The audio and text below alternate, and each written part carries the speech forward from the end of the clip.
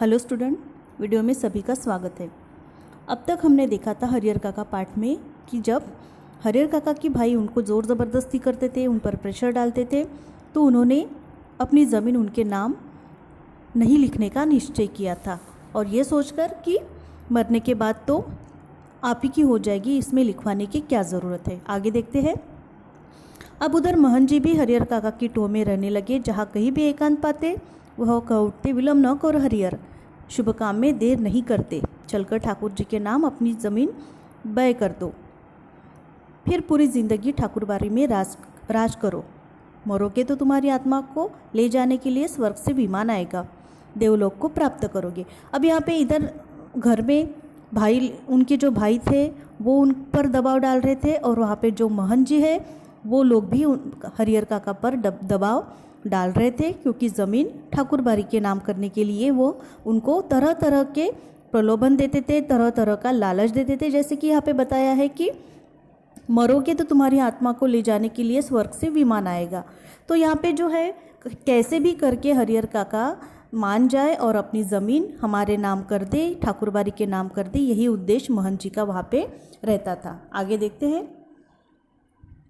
लेकिन हरिहर काका न हाँ कहते और न ना कहकर वे मोहन जी को दुखी करना नहीं चाहते थे, क्योंकि भाई के परिवार से जो सुख सुविधाएं उन्हें मिल रही थी वे मोहन जी की कृपा से ही थी। और हाँ, उन्हें कहना है नहीं, क्योंकि अपनी ज़िंदगी में अपनी ज़मीन उन्हें किसी को नहीं लिखनी। इस मुद्दे पर वे जागरूक हो गए थे। अब यहाँ पे देखिए, हरिहर काका एक तो हाँ भी नहीं कह रहे थे और ना भी नहीं कहते थे। ना इसलिए मोहन जी को नहीं कह सकते थे क्योंकि घर में जो उनकी सेवा हो रही थी, भाइयों की पत्नियां जो उनकी सेवा कर रही थी, वो सारी जो सुविधाएं हैं ये सिर्फ मोहन जी की वजह से उनको घर पर मिल रही थी। इसलिए वो ना कहकर मोहन जी को भी दुखी नहीं करना चाहते थे। लेकिन उन्होंने जो निश्चय किया था कि ज़मीन तो किसी के नाम नहीं करनी है, इसके प्रति वो जागरूक हो गए थे। इसका मतलब वो ना भाइयों की बातों में आ रहे थे और ना ही मोहन जी की बातों में, क्योंकि हरिहर काका को अभी सारी बातें समझ में आ गई थी। पर बीतते समय के अनुसार मोहन जी की चिंताएं बढ़ती जा रही थी। जाल में फंसी चिड़िया पकड़ से बाहर हो गई थी। मोहन जी इस बात को सह नहीं पा रहे थे। मोहन जी को लग रहा था कि हरिहर धर्म संकट में पड़ गया है। एक और वह चाहता था कि ठाकुरबाड़ी को लिख दूं, किंतु दूसरी ओर भाई के परिवार के मोह माया में बन जाता है। इस स्थिति में हरिहर काका का अपहरण कर जबरदस्ती उससे लिखवाने के अतिरिक्त दूसरा कोई विकल्प नहीं। बाद में हरिहर स्वयं राजी हो जाएगा। अब यहाँ पे घी अगर सीधी उंगली से नहीं निकलता तो उसे टेढ़ी करना चाहिए।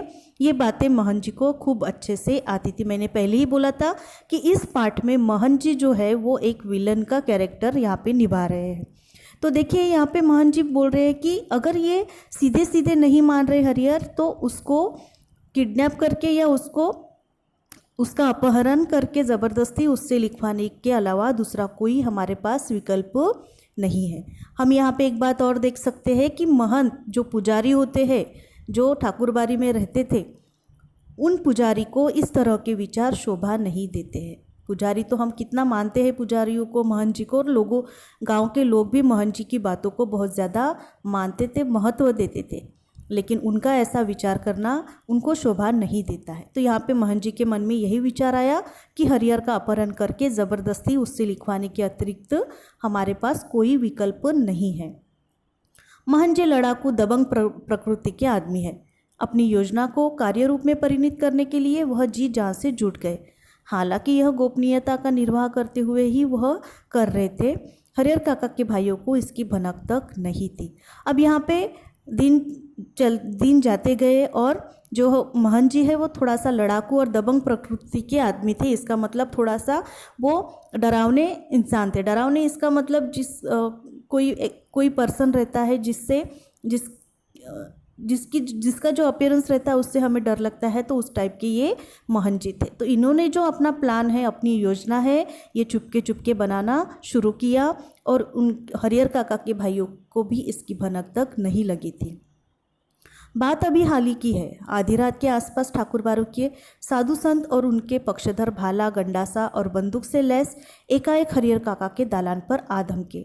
हरिहर काका के भाई इस अप्रत्याशित हमले के लिए तैयार नहीं थे। इससे पहले कि वे जवाबी कार्रवाई करें, और गुहार लगाकर अपने लोगों को जुटाए, तब तक आक्रमणकारी उनको पीठ पर लादकर चंपत हो गए। अब यहाँ पे महंत जी ने जो डिसाइड किया था, महंत जी ने जो प्लान बनाया था हरिहर काका की किडनैपिंग का, वो उन्होंने सफल बनाया। एक रात अचानक महंत जी और अपने कुछ लोगों के साथ हरिहर काका के कमरे में पहुंच गए। अचानक हुए हमले से हरिहर काका के भाई भी अज्ञात थे, उनको भी ये सारी बातें पता नहीं थी। जब तक कि वो अपने लोगों को बुलाए या मदद के लिए किसी को बुलाए, तब तक महंत जी और उनके जो साथी आए थे वो हरिहर काका को पीठ पर लदकर लेकर वहाँ से गायब हो गए। गांव में किसी ने ऐसी घटना नहीं देखी थी, न सुनी थी। गांव सारा जाग गया। शुभचिंतक तो उनके यहाँ जुटने लगे, लेकिन अन्य लोग अपने दालान और मकान की छतों पर जमा होकर आहट लेने और बातचीत करने लगे। अब गांव में सभी लोगों को ये पता चल गया, ये इस घटना का पता चल गया। गांव वालों ने कभी ऐसे सोचा भी नहीं था कि कुछ ऐसा होगा। एक व्यक्ति है जिसके पीछे ज़मीन जायदाद है और उसकी जायदाद के पीछे कोई दूसरे ही लोग पड़े हुए हैं, यहाँ पे हम देख सकते हैं। हरिहर काका के भाई लोगों के साथ उन्हें ढूंढने निकले। उन्हें लगा कि यह महंत का काम है। वे मैं दल बल ठाकुरबाड़ी जा पहुँचे। वहाँ खामोशी और शांति नजर आई। रोज की भांति ठाकुरबाड़ी का मुख्य फाटक बंद था। वातावरण में रात का सन्नाटा और सुनापन व्याप्त मिला। उन्हें लगा कि यह काम महंत का नहीं, बाहर के डाकुओं का है। वे तो हरजाने की मोटी रकम लेकर ही हरिहर काका को मुक्त करेंगे। अब हरिहर काका के भाइयों को जब ये बात पता चली तो रात में वो उन्हें ढूंढने के लिए निकले। एक शक उनका महंत जी पे ही जाता था। ठाकुरबाड़ी भी पहुंचे वो, लेकिन ठाकुरबाड़ी में पूरा सन्नाटा था, जैसे हर रोज़ की तरह रहता है। बिल्कुल खामोशी उन्हें नजर आई और उन्होंने बाद में उनके मन में ये विचार आया कि नहीं, ये काम महंत जी का नहीं हो सकता। महंत जी भला क्यों ऐसा करे? ये काम तो किसी बाहर के डाकुओं का हो सकता है। अब डाकुओं हरजाने की मोटी रकम लेकर ही हरिहर काका को मुक्त करेंगे। इसका मतलब अब हमें डाकुओं को पैसे देने पड़ेंगे, तब जाके वो हरिहर काका को छोड़ेंगे।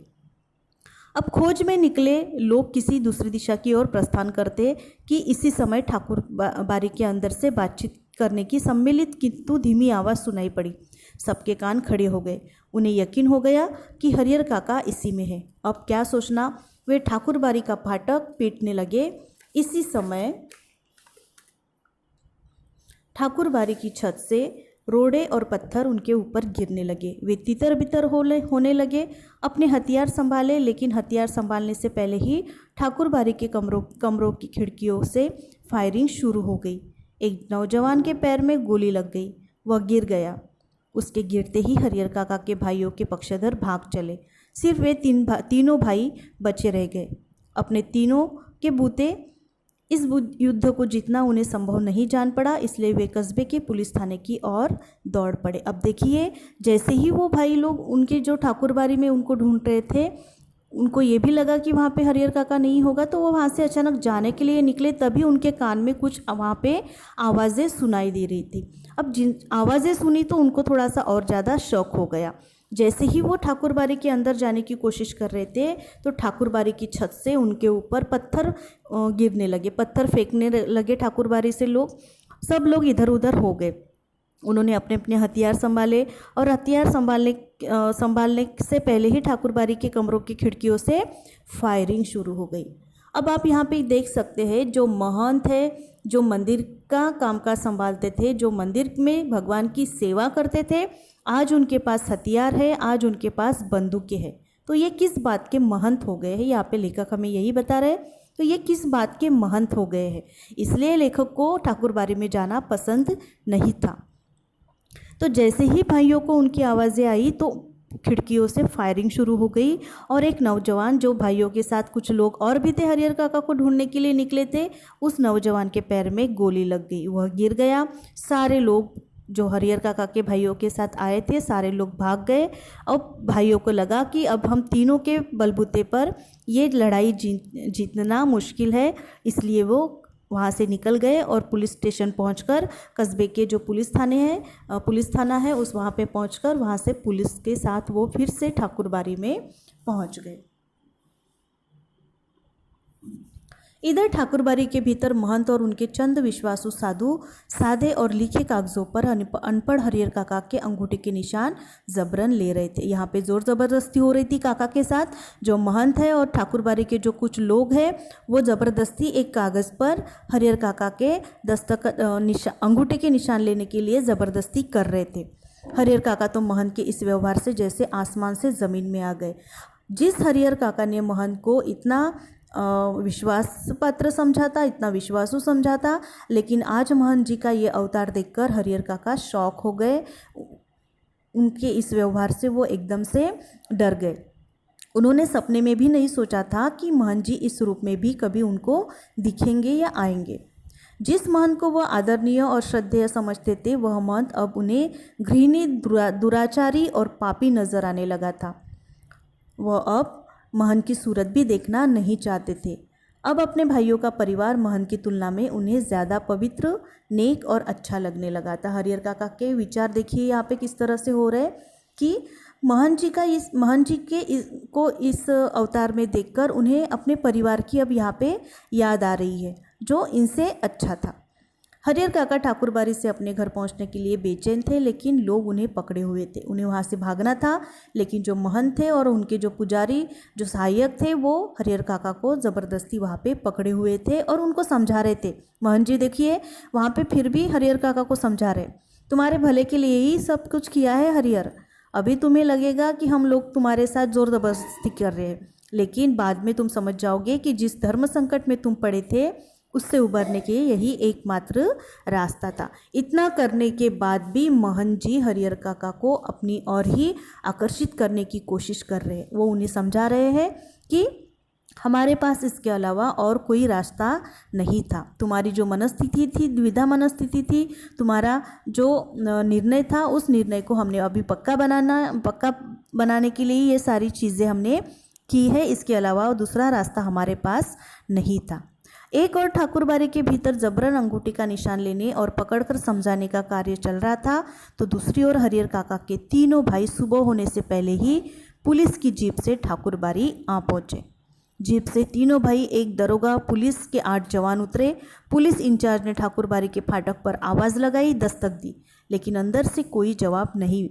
अब पुलिस के जवानों ने ठाकुरबाड़ी के चारों तरफ घेरा डालना शुरू किया।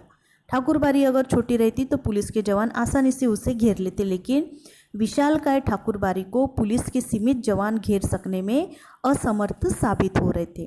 फिर भी जितना संभव हो सका उस रूप में उन्होंने घेरा डाल दिया और अपना अपना मोर्चा संभाल सुबह की प्रतीक्षा करने लगे। तीनों भाई पुलिस को वहाँ पे लेकर आए। पुलिस ने चारों तरफ से घेरा डाल दिया, ठाकुरबाड़ी को घेर लिया और सुबह होने की प्रतीक्षा करने लगे। हरिहर काका के भाइयों ने सोचा था कि जब वे पुलिस के साथ ठाकुरबाड़ी पहुंचेंगे तो ठाकुरबाड़ी के भीतर से हमले होंगे और साधु संत रंगे हाथों पकड़ लिए जाएंगे, लेकिन ऐसा कुछ भी नहीं हुआ। ठाकुरबाड़ी के अंदर से एक रोड़ा भी बाहर नहीं आया। जैसे पहले गए थे ठाकुरबाड़ी में हरिहर काका को ढूंढने के लिए उनके भाई, तब उन पर पत्थर बरसाए गए, गोलियां दाग दी गई, लेकिन अब ऐसा कुछ भी नहीं हुआ था। शायद पुलिस को आते हुए महंत जी ने पुलिस को आते हुए देख लिया था। सुबह होने में भी अभी कुछ देर थी, इसलिए पुलिस इंचार्ज रहकर ठाकुरबाड़ी का फाटक खोलने तथा साधु संतों को आत्मसमर्पण करने के लिए आवाज़ लगा रहे थे। साथ ही पुलिस वर्ग की ओर से हवाई फायर भी किए जा रहे थे, लेकिन ठाकुरबाड़ी की ओर से कोई जवाब नहीं आ रहा था। यहाँ पर देख सकते हैं हम लोग कि जो पुलिस है वो भी ठाकुरबाड़ी के जो महंत थे, जो पुजारी लोग थे, उनको बार बार विनती कर रहे थे कि फाटक खोल दे, लेकिन फाटक नहीं खोला गया और पुलिस की तरफ से फायर भी किए जा रहे थे, लेकिन ठाकुरबाड़ी की ओर से कोई भी जवाब नहीं आ रहा था। ऐसे दिखा रहा ठाकुरबाड़ी में सभी लोग ऐसे दिखा रहे थे कि हमने कुछ किया ही नहीं है। अब आगे क्या होता है हम नेक्स्ट वीडियो में देखेंगे। धन्यवाद।